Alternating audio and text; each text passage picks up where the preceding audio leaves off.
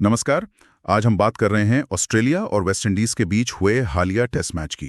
Kingston में day night test था। Australia ने 176 रनों से जीत लिया और सीरीज भी 3-0 से अपने नाम की। हाँ, जीत तो ऑस्ट्रेलिया की हुई, पर जो असल कहानी है वो शायद वेस्ट इंडीज की दूसरी पारी में है। बिल्कुल, मतलब सीरीज जीत एक तरफ, लेकिन वेस्ट इंडीज का दूसरी पारी में जो हुआ वो ज्यादा सनसनीखेज रहा। अविश्वसनीय था बिल्कुल। 204 रन बनाने थे, कोई बहुत मुश्किल लक्ष्य नहीं था टेस्ट क्रिकेट के हिसाब से। हाँ।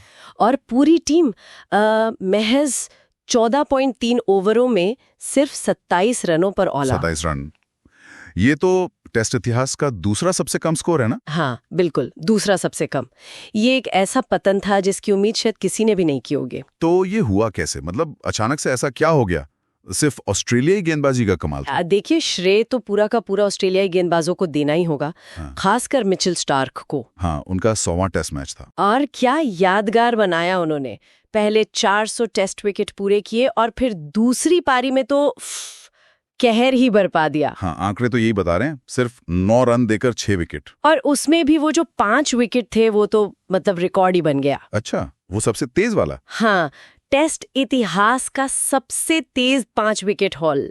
सिर्फ 15 गेंदों में 5 विकेट, आप सोच सकती हैं। 15 गेंदे, कमाल है। जाहिर है फिर प्लेयर ऑफ द मैच और प्लेयर ऑफ द सीरीज भी वही बने। हाँ बिल्कुल, पूरी तरह से एक डोमिनेटिंग प्रदर्शन था उनका। लेकिन वो अकेले नहीं थे। हाँ, स्कॉट पोलैंड, उनका जिक्र जरूरी है। निश्चित रूप से बोलैंड ने भी दूसरी पारी में हैट्रिक ली। और वो ऐसा करने वाले 10वें ऑस्ट्रेलियाई बने और पहले स्वदेशी ऑस्ट्रेलियाई क्रिकेटर भी, है ना? बिल्कुल सही, ये बहुत खास बात है।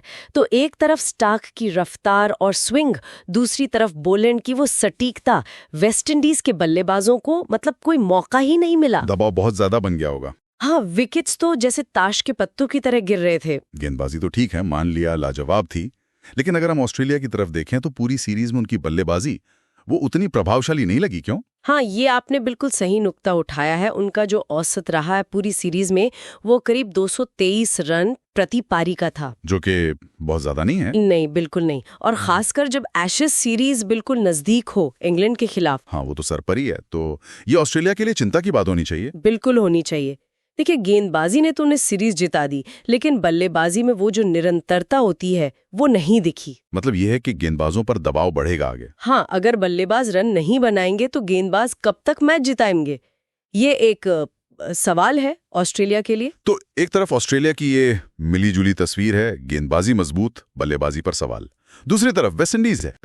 ये सिर्फ एक हार नहीं है, ये एक ऐतिहासिक गिरावट है। और इसकी गंभीरता आप इसी से समझ लीजिए कि क्रिकेट वेस्ट इंडीज ने फौरन एक आपात बैठक बुलाई है। अच्छा, किसके साथ? अपने सबसे बड़े दिग्गजों के साथ।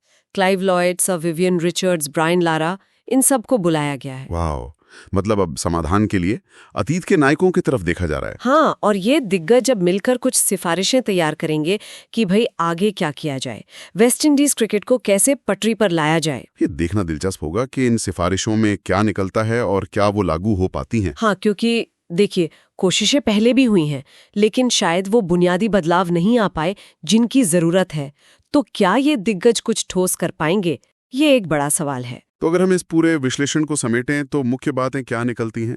एक तो ऑस्ट्रेलिया के 3-0 से जीत, जो स्टार्क और बोलैंड की रिकॉर्ड तोड़ गेंदबाजी के दम पर आई। सही। दूसरा, वेस्ट इंडीज का वो ऐतिहासिक पतन जिसने उनके क्रिकेट को एक गंभीर संकट में डाल दिया है। और तीसरा, ऑस्ट्रेलिया की अपनी बल्लेबाजी को लेकर चिंताएं, जिन्हें उन्हें एशेज से पहले सुलझाना होगा। बिल्कुल। और इन सब के बीच वो एक बड़ा सवाल छोड़ जाता है ये मैच। क्या? कि वेस्ट इंडीज क्रिकेट जो इस वक्त अपने शायद सबसे निचले स्तर पर है, यहां से उभरने के लिए क्या वाकई कोई बुनियादी बदलाव ला पाएगा, या ये दिग्गजों की सलाह भी बस कागजी बनकर रह जाएगी? हाँ, ये देखने वाली बात होगी, भविष्य ही बताएगा।